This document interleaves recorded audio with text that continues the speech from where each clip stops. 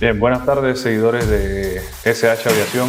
Hoy vamos a dar inicio a un segmento en esta página en donde vamos a estar presentando a pilotos de Panamá y que nos compartan su experiencia en lo que han vivido en la aviación aquí en Panamá, en el aeropuerto de Albrook, que es la aviación ejecutiva o privada.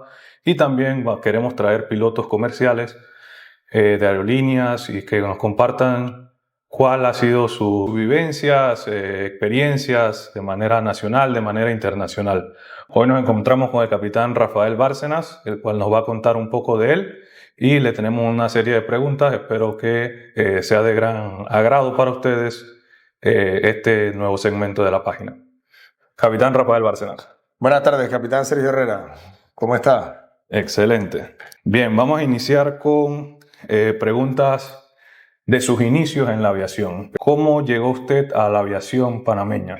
Bueno, a la aviación panameña llegué de muy joven, creo que tenía 8 o 9 años cuando mi padre nos llevaba al Club Mirador del Piloto en el aeropuerto de Paitilla, donde eventualmente después adquirió una aeronave, el Hotel Papa 784, y pues de esa manera nos empezamos a involucrar desde pequeños en la aviación. Yo recuerdo iba al aeropuerto de Paitilla en uniforme de piloto, recuerdo haber volado en el 784, también teníamos un helicóptero, el HP-1244, y todo esto en el área de aerofacilidades, lo que pues terminaba con una soda o una pipa o algo por el estilo en el bar El Piloto, donde pues se compartían con muchos más pilotos, y así fueron los inicios. Bueno, viendo este tema familiar, pero ¿qué fue lo que más lo influenció a tomar la decisión de ser piloto en Panamá? Bueno, es una pregunta fácil porque mi abuelo, el comandante José Guillermo Chiari, piloto de profesión, ya retirado de hace muchos años, y ya mi abuelo debe tener 15 años de retirado, él fue capitán en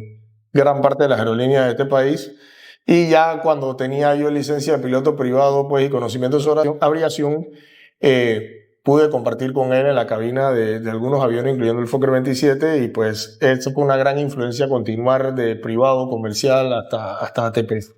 Excelente. Ok, ¿en qué año y qué escuela estudió aviación? Bueno, yo estudié aviación en 1999. 98 realmente empecé a estudiar. Antes de eso había empezado en Paitilla con unos cursos de simulador con el capitán Omar Bonilla en un Frasca en la escuela del capitán Chris Persot en el aeropuerto de Paitilla. Pero ya formalmente como piloto privado llegué en el 98 y terminé en el 99 en la escuela Blue Fly School. En ese tiempo, propiedad de Antonio Casino, de Rodolfo Restrepo, de Rodrigo González, y mi instructor fue el capitán Carlos Hernández, alias Kelo Hernández, que hoy en día es capitán instructor en Copa. ¿Con cuál piensa usted que ha sido el piloto que más ha aprendido en temas de aviación? Bueno, la verdad que me ha tocado volar con mucha gente, gracias a Dios, a través de los años, y todos han sido excelentes mentores.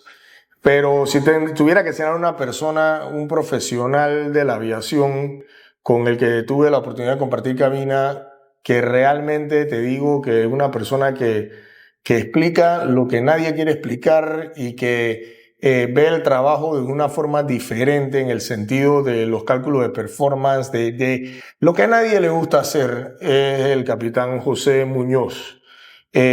Además de eso, pues un gran amigo y de hace muchos años y colaborador con el que pude compartir en la cabina de un avión fabuloso fue con el capitán Luis Carlos Novo, con el que también ya en vuelos a Brasil, a Estados Unidos, a lugares como estos, pues se aprende muchísimas cosas. Hielo, inviernos americanos, espacios aéreos donde no entendíamos absolutamente nada, como el de Brasil, donde el ATC es muy complicado. Entonces, la experiencia de esos pilotos lo hacen cambiar a uno o fundamentarse más profundamente sobre algunos temas, cada uno en su fuerte, ¿no?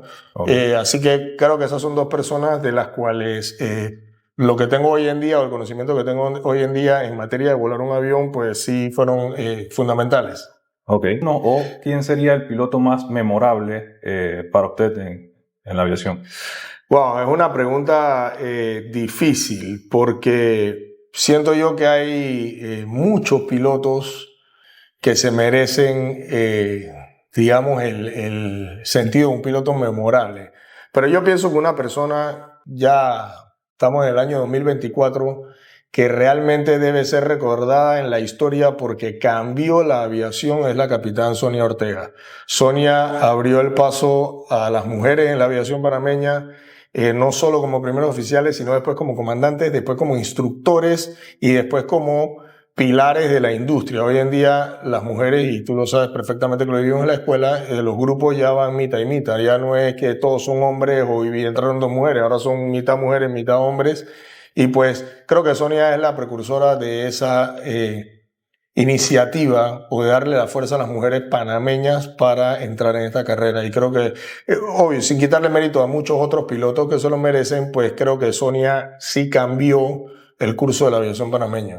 ¿Quiénes piensa usted que en la actualidad son personas que influencian en la aviación panameña, o no solo en el ámbito de aviación, sino en muchas más personas relacionadas a este tema? Bueno, es otra pregunta interesante. Las personas que más me influenciaron a mí en la aviación, con los que tuve contacto desde muy temprano, y no son pilotos, sino técnicos de mantenimiento. Por ejemplo, ahí te puedo mencionar a Abilio Thomas. Abilio es un tipo que tuvo mucha influencia en la manera en que yo veo las cosas hoy en día, en los aspectos administrativos, y todo el mundo buscaría que, bueno, en el tema de volar el avión, eso es lo que todo el mundo quiere saber, pero el técnico de mantenimiento cambia la visión de un piloto en muchas cosas, en cómo se hacen las cosas, en cuándo se para el avión, por qué se para el avión, los trabajos que hay que hacer. Muchas veces nosotros, no, hombre, es una tontería, vámonos, eso no es así. Abilio es una persona que desde muy temprano me enseñó muchas cosas sobre los aviones y sobre la aviación. Igualmente José Hall. Abilio era mecánico de turbinas, José Hall era el especialista en los aviones de pistón. José, recuerdo una vez viniendo de David con una vibración en un Seneca, en el 784 de hecho, y llamé a Hall cuando iba por Chame, que había señal de celular, y le digo, oye, está pasando esto y esto en el avión. Me dice, no te preocupes, eso es un cilindro que probablemente está bajo en compresión. Efectivamente llegamos a Albrook, hicieron la revisión y había un cilindro bajo en compresión. Entonces son gente que entiende los aviones de adentro hacia afuera y ambos son pilotos. Entonces esas son dos personas que, pues, sacando a los pilotos del tema, tuvieron una gran influencia en cómo hago las cosas hoy en día, que tengo responsabilidades más allá de solamente el vuelo de una aeronave. Igualmente esas personas han influenciado en muchos otros pilotos, son creo que ya de los más antiguos en el aeropuerto de Albrook, ya si no están jubilados, estarán cerca de la jubilación y del retiro. Y pues todo el que tiene una pregunta sobre algún avión o lo que sea, Abilio y José son una referencia. Okay. Así que son dos personas muy importantes y muy influyentes en lo que la aviación respecta. Acaba de mencionar que ambos son pilotos, pero se dedicaron más al tema de la mecánica. El negocio de ambos es la mecánica de aviación, pero ambos son pilotos certificados de avión, uno de avión y helicóptero, el otro en aeronaves a la FIA. En una segunda parte del segmento, en las preguntas que le estamos haciendo al capitán Rafael Bárcenas, vamos a hablar sobre su empresa en Panamá. Capitán, sabemos que es dueño de la empresa Helicópteros Personales y que tiene una sección de Escuela de Aviación. ¿Qué es el grupo Helicópteros Personales hoy en día? Bueno, el grupo Helicópteros Personales es mucho más allá que cualquier cosa que tenga que ver con helicópteros y con personales. Es una empresa de aviación que se dedica al charter, a la instrucción de vuelo y taller de mantenimiento también, que conforma una serie de empresas que están bajo este grupo. Y adicional, desde hace unos años, pues también nos dedicamos a la compra, venta de aeronaves y la administración de la misma. Hay muchas personas en el país que no les interesa comprar una aeronave para tener los dolores de cabeza del mantenimiento, de la tripulación, de todo esto. Entonces nosotros nos encargamos de administrar esta aeronave, darle tripulación, darle todos los aspectos de mantenimiento y todos los aspectos de la operación, donde el cliente solamente llama un número de teléfono y se aparece a su propio avión, del cual es dueño, pero del cual él no tiene ni quiere saber absolutamente nada. Okay. Al crear Helicópteros Personales, ¿nació la escuela también HP Flight School Division o fue después de haber estado ya en la escuela nació un poquito después de la creación de la empresa de charter. La escuela fue una iniciativa una idea que yo tuve con un piloto de ese momento, el capitán Richard González. Pues nos pusimos un día a ver qué más hacíamos. Pues volábamos aviones, hacíamos charter, etcétera, y bueno, vamos a hacer una escuela. Pero la idea de la escuela realmente no era hacer una mega escuela, era hacer una escuela donde agarráramos 3, 4, 5 personas al año, que no es nada, no era un negocio, realmente era como parte de un hobby y parte de un experimento de que lo que nosotros queríamos hacer era atraer un número pequeño de pilotos y volver los pilotos excepcionalmente buenos, que tuvieran su experiencia de escuela y además de eso su experiencia en la vida real en los aviones que estábamos volando de charter todos los días. Y que esos pilotos fueran a Copa y que cuando la gente volara con algún piloto de estos, dijeran, wow, qué excelente muchacho o excelente primer oficial. ¿De dónde saliste? Saliste de HP Flight School. Y así fue como que se consiguió, obviamente con el tiempo, eso cambió. Pudimos lograr hacer nuestros 5, entre esos están los 3 hermanos Llamosa, que salieron de los primeros estudiantes de HP Flight School, que hoy en día son capitanes, instructores, etcétera, en Copa. Y pues, o sea, ese sueño se pudo realizar, pero eventualmente, a medida de que se fue regando la voz, se fue creciendo y hoy en día es lo que tenemos. Pues, y hoy en día tenemos una escuela relativamente grande, con 6 aeronaves y varios estudiantes, y pues ya no es tanto un hobby, sino que es un trabajo de tiempo completo. Okay. ¿Cuál sería la mejor parte de tener una escuela de aviación? Para mí la mejor parte de una escuela de aviación es cuando tú llegas a un vuelo de Copa y un estudiante tuyo es el capitán o un estudiante tuyo es el primer oficial.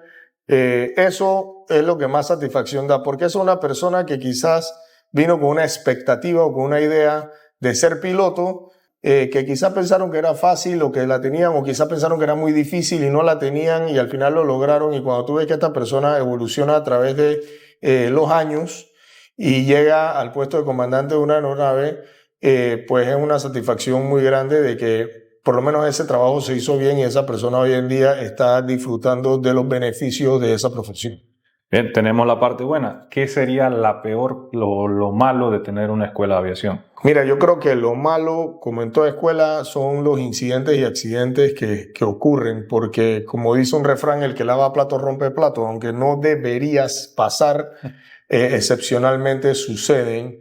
Y pues gracias a Dios no son graves en su mayoría, pero sí pues crean un estrés adicional en el equipo de trabajo, en el equipo de mantenimiento, en que estas cosas no vuelvan a pasar, en que si fue un tema del avión o fue un tema del piloto, la gran mayoría de las veces es un error humano, no es un error de la aeronave o de mantenimiento, pero pues te ponen a reconstruir aviones, etcétera, etcétera, y esa es la parte no divertida de este tema. Sin embargo, es algo con lo que pues tenemos que vivir porque no toda la vida es perfecto y a veces un momento de descuido termina en quizás no un accidente grave que salga en las noticias, pero en daños considerables a la aeronave. Esa es la peor parte de esto.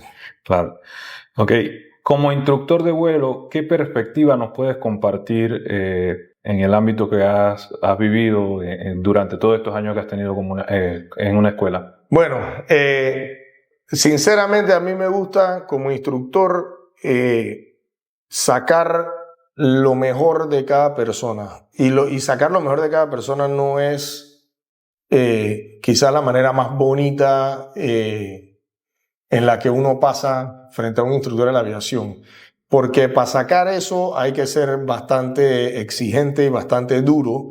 Y a veces se crea una percepción de que este es una mala persona o este señor es muy rudo o lo que sea, pero no es así.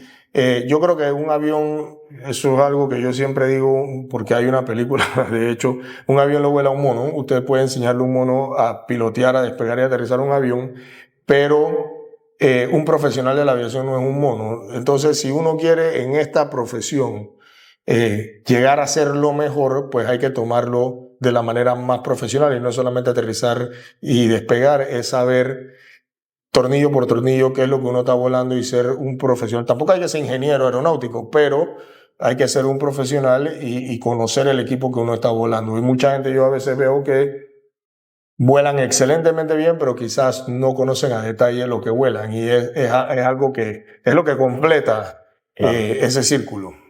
Ok. Charter escuela.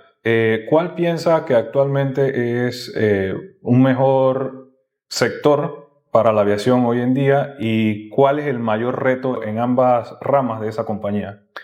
Bueno, creo que ambos tienen muchos retos.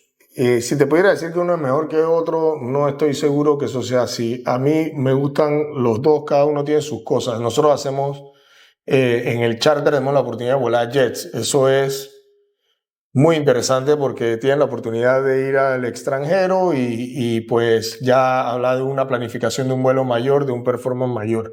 La escuela es un reto distinto. La escuela involucra a familias, padres de familias, estudiantes que a veces no están sincronizados. Entonces, por más de que estos muchachos son mayores de edad, igual hay que darle explicación a los papás. Entonces tiene otras cosas. El mayor reto de los charters en Panamá ahora y en el futuro va a ser la piratería, porque tener una empresa de charter registrada es costoso y difícil. Hay que cumplir con una serie de regulaciones, hay que cumplir con manuales, hay que cumplir con entrenamiento. Entonces mucha gente dice, hey, tú sabes que yo prefiero alquilar un avión privado por debajo de cuerda, me sale más barato, igualmente para la persona que lo opera es una operación más barata, pero no ven las repercusiones a la hora de accidentes y cuestiones como esta, donde no hay cobertura de seguro, donde nadie se hace responsable. Entonces creo que ese es el mayor reto para la industria del charter. Para la industria de las escuelas, el mayor reto van a ser los seguros. Los seguros ya no ven a las escuelas como empresas asegurables. Entonces, hoy en día, el que quiera tener una escuela de aviación corre con todos los riesgos y responsabilidades de las aeronaves, las tripulaciones, y pues no es algo, es algo que obliga a que tengamos mucho más controles sobre los estudiantes, sobre los instructores, para que no ocurran cosas que incurran en gastos excepcionales, en accidentes, en cuestiones de estas, y ni Dios quiera, pues, en temas fatales. Entonces creo que esa es la parte más difícil de que estamos operando en una industria de escuela de aviación donde el operador no está respaldado en su totalidad bajo los riesgos que pueden ocurrir en la escuela. Estamos respaldados en cuanto a hospitalización, muerte, etcétera, de las personas que ocupan las aeronaves, pero no las aeronaves en sí. Eso es un riesgo que asume cada operador y es un riesgo sumamente costoso. ¿Recomendaría a una familia panameña hoy en día a que sus hijos estudien aviación? 100%, ¿sí? Sin ninguna duda. Pienso que fuera de que es una carrera relativamente corta, porque se puede hacer en 2 años o menos, es una vez que uno consigue un trabajo, y hay que ser honesto y claro, si uno aspira a ser un piloto de aerolínea, uno consigue un trabajo en Copa, también es una profesión lucrativa para la edad a la cual te dejan ejercerla y con la experiencia que te dejan ejercerla. Entonces, sin duda alguna, yo sí el consejo que daría es estudien buen inglés, porque es una base importante que se exige en cualquier proceso de selección, y que a lo largo de los años van a hacer falta más de 500.000 de pilotos a nivel mundial, lo que dice que va a haber una empleomanía a largo plazo importante. Entonces, por supuesto que es algo que recomendaría a cualquier persona. Perfecto. Ok, seguimos en la tercera parte de este segmento. Vamos a hacerle preguntas. Capitán, sabemos que hace unos 10 años usted fue parte o fue director de la Autoridad de Aeronáutica Civil de Panamá. ¿Qué nos puede compartir y qué sentir tiene al probablemente ser uno de los directores más jóvenes a nivel mundial en este sector? Bueno, yo ejercí como director de la Autoridad Aeronáutica Civil a los 28 años. Así como lo has dicho, probablemente era, si no el más joven, entre los más jóvenes del mundo en haber ocupado una posición de estas, lo cual era una inmensa responsabilidad. Gracias a Dios la pudimos completar 5 años con todos los apoyos gubernamentales y del presidente de la República en ese momento, para poder desarrollar lo que pensábamos nosotros iba a engrandecer la aviación y llevarla hacia adelante, y pienso que se hicieron cosas y logros muy importantes dentro de la aviación nacional. Y bueno, ya han pasado 10 años desde entonces, y pues no todo es igual, o no todo se ha mantenido de la misma manera, pero sentimos que pues en el momento que ocupamos ese cargo hicimos lo mejor posible, y mucho más allá de lo que se podía humanamente hacer. Ok, comparando 10 años la aviación con la aviación actual en Panamá, ¿cómo ves el sector actualmente? Mira, los tiempos cambian definitivamente. La aviación actual, creo que hemos pasado por dos administraciones que quizás no han tenido el apoyo que tuve yo cuando fui director. Y en esas dos administraciones, pues los logros en temas de infraestructura quizás no son tan importantes como lo que tuvimos del 2009 al 2014, donde se construyeron 3 nuevos aeropuertos, ILS nuevos, todas las rutas ARNAF, ARENPI, en fin, un montón de cosas que quizás la gente afuera no ve, pero los que vivimos de esto y los que estamos en la aviación todos los días, aquí teníamos aproximaciones GPS por instrumento al aeropuerto de Albrook, que era una cosa, eso se perdió. Entonces, hoy en día veo que la aviación necesita de ese recurso económico a través del gobierno para hacer las rehabilitaciones debidas a los aeropuertos que lo necesitan. Hay aeropuertos como Chitré, Penonomé, Santiago, Bocas Isla, que desafortunadamente se atienden cada 10 años y deberían atenderse cada 3 o 4 años. Pero quizás por temas presupuestarios no se hace de esa manera, pero esos aeropuertos cada 10 años hay que reconstruirlos en su totalidad. Ya creo que hemos llegado a esos 10 años y hay muchos temas de infraestructura que se deberían mejorar. Yo recuerdo, por ejemplo, el radar secundario de David. Eso fue un gran proyecto que me enorgullecía mucho porque ya tú ibas con contacto radar desde el Avero, desde Panamá, y cuando llegabas a David todavía estabas en contacto radar y te podían autorizar una aproximación, te podían descender, te podían hacer, inclusive hasta dar vectores.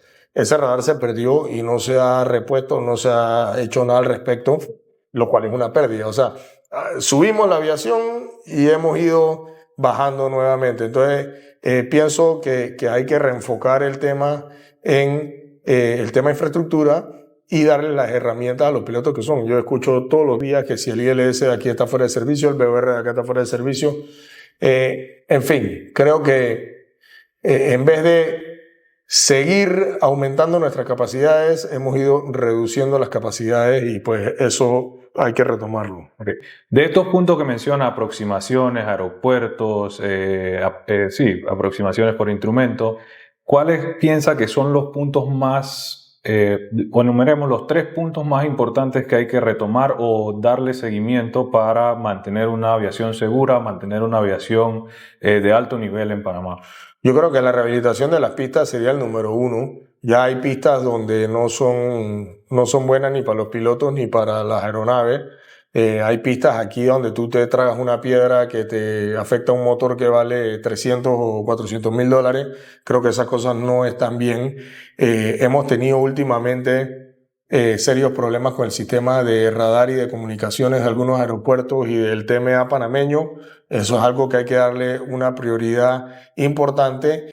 Y pienso yo que teníamos aproximaciones por instrumentos en la mayoría o la gran mayoría de los aeropuertos de este país, Santiago, Chitré, Contadora, El Haber, que ya hoy en día no tenemos. Yo todavía no entiendo la razón de por qué no las tenemos, pero eso hay que trabajarlo y volverlas, porque eso nos da capacidad, o sea, eso nos da capacidad de respuesta, capacidad de poder llevar a los clientes y a los turistas y a todo el mundo con buena climatología y con mala climatología a su destino sin contratiempos. Hoy en día operamos de la misma manera pero sin las ayudas. Entonces pienso que eso es algo que hay que trabajar. Por último, ¿cómo compararía la aviación panameña con el resto de los países centroamericanos? Digamos, un Nicaragua, un Costa Rica, un Colombia, que son los más cercanos aquí. Una comparativa tanto de la aviación panameña con estos países. La aviación panameña es una aviación muy fuerte regionalmente porque tenemos Copa y porque tenemos el Hub de las Américas. Si sacamos eso de la ecuación y nos vamos a la aviación general panameña, creo que se ha reducido en tamaño. Antes había más aviones y más oportunidades porque había el centro de Colón, de la zona libre de Colón, que empleaba un número de aviones importante y un número de pilotos importante que volaban todos los días a Colón. Eso ya no se tiene, entonces ahí se perdieron una serie de aeronaves que fueron vendidas, que hoy en día no operan. Con Centroamérica, Panamá no tiene el turismo más grande de Centroamérica. Costa Rica nos ha llevado ese mandado. Y tú has visto cómo está creciendo la aviación en Costa Rica. En Costa Rica todos los días llega un Kodiak nuevo de fábrica, todos los días llega un Caravan nuevo de fábrica para empresas de charter. Tenían Twin Otters, tienen la Sansa, que es la aerolínea regional de ellos. Tienen un montón de empresas de charter. Tienen ahora un montón de helicópteros. Eso hace 10 o 15 años no era así. Eso ha venido en crecimiento porque su turismo interno ha venido en crecimiento. Su turismo interno y su turismo externo a través de visitantes que llegan a ese país.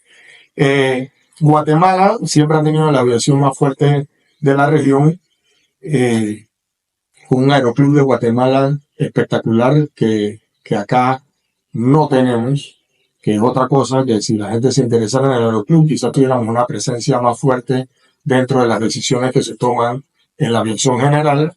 Al no tenerlo, el aeroclub de nosotros es un aeroclub chiquito, donde la gente no se interesa por ser socio ni nada de esto. Entonces, creo que todo esto afecta en la toma de decisiones. Con Colombia no nos podemos comparar porque Colombia es un país grandísimo, mucho más recursos económicos que Panamá. Entonces es difícil hacer esa comparativa. Pero bueno, Panamá podría ser, en la medida que el turismo vaya creciendo, mucho más grande y fuerte en la aviación, generar muchas más plazas de empleo, traer mucho más aeronaves nuevas al mercado, pero necesitamos ese cliente base que es el turista. Si no tenemos el turista, pues no creo que la aviación vaya a crecer internamente en Panamá de la manera que es Copa, crece exponencialmente, no depende de lo que pase dentro de Panamá, sino de lo que pase fuera de Panamá. Y pues sus expectativas de contratación de pilotos y de expansión de rutas es incalculable en los próximos 10 o 15 años.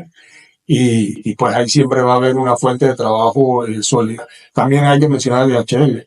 Con la pandemia la carga creció rápido y DHL hoy es una compañía donde antes casi nadie miraba ni para allá ni para aplicar. Hoy en día mucha gente aplica DHL, a mucha gente la contrata en DHL y pues es una compañía que está en pleno crecimiento.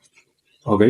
Aprovecha entonces para cerrar, ofrecer sus servicios de helicópteros personales, los aviones que mantiene la empresa y los destinos principales que puede ofrecer. Bueno, en helicópteros personales SA estamos para servirle en cualquiera de las empresas del grupo, ya sea en charter, en la escuela de mantenimiento o en la administración de aeronaves privadas.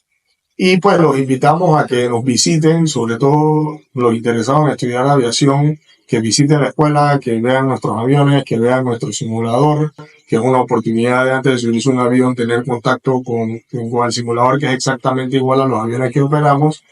Pues y que sigan la página de SH Aviación, que con segmentos como este vamos a estar llevando mucha más información al público relacionada a la aviación y a los que no pues están pendientes de la aviación todo el día, que quizás les interese aprender, pues aquí van a encontrar mucha información sobre eso. Capitán, Gracias, comandante.